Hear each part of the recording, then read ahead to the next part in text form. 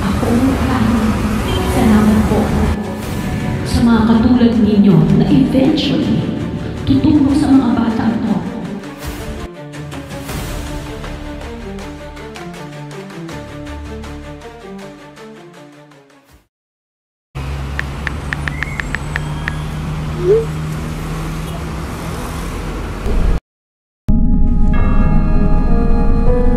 Sa darating na eleksyon, hindi lamang isa ang magdedesisyon.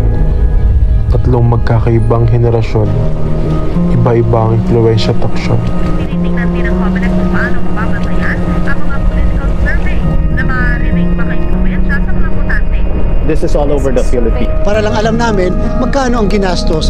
Compliant pa ba sila sa 3 piso? Changes when it comes to this particular survey in the latest survey Okta research. Ikaw, ano ang basihan mo sa pagboto?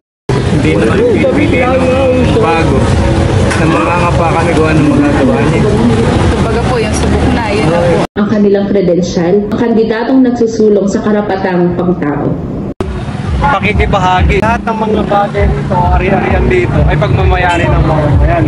Pagiging makabayan at isang politiko. Ano ang basihan mo sa pagboto? Mga sinasabi ng ibang tao? Survey? Diskurso? Sa social media? O ang video na ito? Huwag kang magpapalinlang, kumilos at tumalas sa tradisyonal dahil ang katotohanan ay hindi mahahanap sa isang panlokong komersyal.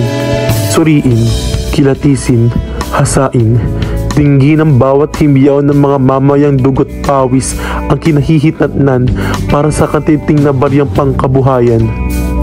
Lahat tayo ay may sariling pinagmulan, pinaniniwalaan at karanasan. Ngunit, ito na lang ba talaga ang basihan? Sa panahon na kung saan nakasalalay ang buhay ng maraming tao, tayo'y maging matalino. Gamitin hindi lang ang utak, kundi ang teknolohiyang naglalaman ng napakaraming kaalaman. Magsaliksik, magsiyasat, at bigyang halaga ang kinabukasan ng inyong bansa. Uulitin ko, ano ang basihan mo sa pagboto? Habang may tatsulong at sila ang nasa tuktok, di matatapos itong gulo.